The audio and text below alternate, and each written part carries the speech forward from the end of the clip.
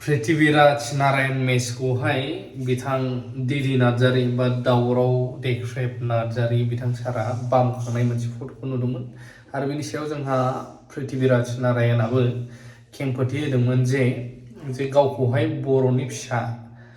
कसारिनि फिसा होननानै बामखांनानै मान बावदों होनदोंमोन नाथाय खोथाया बेसेबां सैथोमार आरो मा जोंहा बड'लेण्ड इउनिभारसिटिनि फर्मार रेजिस्ट्रारा बिथां सारा मा फोरमायखो खोनासंग्रोनि बेनि उनावहाय आं मोनसे आरो रेकर्ड होगोन नोंथांमोन। सार नोंनाव आं दिनै मोनसे खोथाखौ सोंनो लुगैदों माने पृथ्वीराज देबआ गावखौ बुंनानै लादों माने थांनाय 2015आव माने बड'लेण्ड इउनिभारसिटियाव माने बिसि आरो बर'नि इन्टेलेक्सुयेलफ्रा गावखौ माने राजकुमार होननानै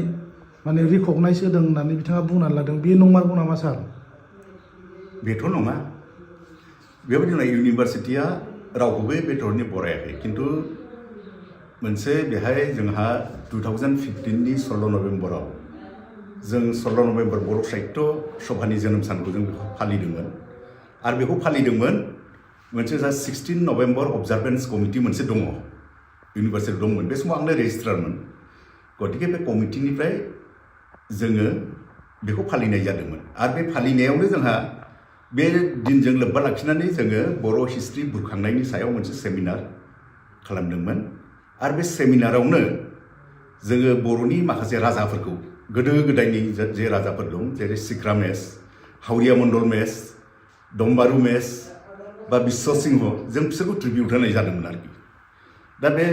ट्रिबिउट होनायावनो जों बै राजाफोरनि बिसोरनि जायफोर दासिमबो जायफोर बंशनि मानसिफोर दङ जायफोर बिसोरनि फिसा फिसौ बेफोरबायदि बंशफोर दं जों बिसोरखौ जास्ट लिंहरदों आरोखि बे अबजारभेन्स कमिटिनिफ्रायसो दे खिन्थु बे इउनिभारसिटिनिफ्राय नङा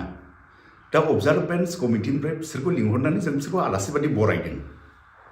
आलासि बरायनानै बिसोरखौनो जों ट्रिबिउट होदों बै जोंनि बे फुराना बर'नि माने गोदो गोदायनि जायफोर राजाफोर दंमोन जोंनि लेजेन्डारि जायफोर दंमोन जों बिसोरखौ माने ट्रिबिउट होदों बिसोरबो जोंबो होदों जों बिसोरखौबो होदों खिन्थु इउनिभारसिटिनि तरफनिफ्राय बेबादि सोरबा सासे मानसिखौ बेबादि लिंहरनानै जोङो अनार होनाय बेबादि खालामनो भिसिआबो हाया बा आं रेजिस्ट्रार बे समाव आंनो रेजिस्ट्रारमोन गतिके आंबो हाया जुदि बेफोरबादि खालामनांगौबा जोंहा एक्जिकिउटिभ काउन्सिलनि मोनसे एप्रुभेल नांगौ गतिके बेखौ खालामनायावनो बे अबजारभेन्स कमिटियासो जिहेतु मोनसे अबजारभेन्स कमिटिया इउनिभारसिटि सिङावनो बे मोनसे अट'नमास बडि गतिके बे जेनाखि 16 नभेम्बर अबजारभेन्स कमिटि बेखौ जों बोसोरथाम फालिदोंमोन आंनि दिनाव जों 2015आव खेबसे 2016आव खेबसे 2017आव खेबसे बे समावनो जों बर'नि बै जाय माने लेजेन्डारि माबाफोर हिर'फोर दंमोन बा जोंनि राजाफोर दंमोन बिसोरखौ जों ट्रिबिउट होदों आरो बिसोरनि जाथि बंश सोरबाफोर थांनानै दङबा जों बिसोरखौ लिंहरदों जों बिसोरखौ जास्ट आलासि हिसाबै बरायदों बा आलासि हिसाबैसो आरो बिसोरखौनो ट्रिबिउट होदों जों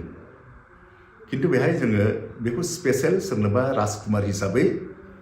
जोङो सोरखौबा अनार होदों बे नङा इउनिभारसिटिया बेबायदि रावखौबो होनो हाया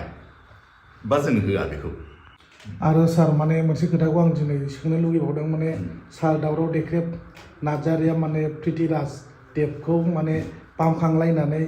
माने गावखौ राजा महरै सिनायथि एबा राजकुमार महरै सिनायथि होदों होननानै बुंनानैबो लादों आरो बे फट'आ बे जायगायावनो खेबजानाय एबा नुजानायमोन नामा सार? बेहायथ' बेबायदि खुनु फटक लानाय जायाखै इउनिभारसिटियाव आंबो नुदों बे फटकखौ आरो आं खोनानाय मथेबा बेखौ माने बबेबा आफ्लानि मोनसे बाथौ माबा मेला जादोंमोन नामा बाथौ मोनसे फेस्टिभेल जादोंमोन दा बेहाय पृथ्वीराज देब नारायणआ बाथौ धोरोम दीक्षा लादों होननाय आं खोनादों आरोखि आं खोनानाय खोथासो दे बेयो गतिके आंबो सियर नङा खिन्थु बेनिसो फटक होननानै आंबो मिथिगौ खिन्थु जोंनि इउनिभारसिटियावथ' बेबायदि रावखौ बामखांलायनाय आरिनाय आंनि नलेजावथ' बेबायदि गैया आं नुवाखैबो आरो बेयाव बथाय बेबायदि जायाखै इउनिभारसिटियाव। भिडिअखौ नुनो मोनबाय नोंथांमोना आरो बेजों लोगोसे मेन खोथाया जाहैबाय नंगौ दिदि नार्जारी बा दावराव देख्रेब बिथां सारा मोनसे समाव दैखांदोंमोन होननानै गावबो फोरमायदों बे जाहैबाय बे मा खारन दैखांदों बेवहाय बाथौनि मोनसे महासभा जादोंमोन आरो बे समाव पृथ्वीराज नारायणआ गावबो बाथौआव हाबबाय बा बाथौखौ आजावबाय होननानै गनायथि लानायखायसो बे धोरोम सिबिथाय हाबाफारियावहाय बिथांखौ बरायनाय हिसाबै थिखांदोंमोन होननानै बिथाङा दा फोरमायदों आरो लोगोसे बे जादोंमोन आफलागाव जोंहा आफलागावजोंहाय होननानै बे प्रग्रामा माने माबासोमोन बाथौनि प्रग्रामसो जादोंमोन आरो बे राजकुमारखौ थिखांलायबा बाथौनिसो बाथौ बे दिक्खा जाबाय बे बाथौ हाबबाय गावनो अजा रायसनलायनानै बाथौ थानाव अजा रायसनलायनानै ओमफ्राय डिक्लेयार होबाय गावनो आं बाथौ हाबबाय बाथौ धोरोम लाबाय आं दिनैफ्राय बाथौ माबा जाबाय होननानै डिक्लेयार होबाय गावनो आरोखि ओमफ्राय बिदि होननायखाय आं बर' समाजावबो एप्लाइ खालामसै बर'आव हाबनो एरेन्जमेन्टमोन बे ओमफ्राय बिदि होननायखाय जों बेखौ बामनानै लानाय जाबाय बे समाव जादों आरो दा बामनाया आतसा दस्रा अकेजनाव नङा आरोखि बाथौआव गाव माने अजा लानानै रायसनलायनानै बाथौ गुदि बाथौ आफादा बै आफलागाव आरोखि आतसा रामफलनि आफलागाव जानाय बे बेयाव आरोखि बेयाव जादों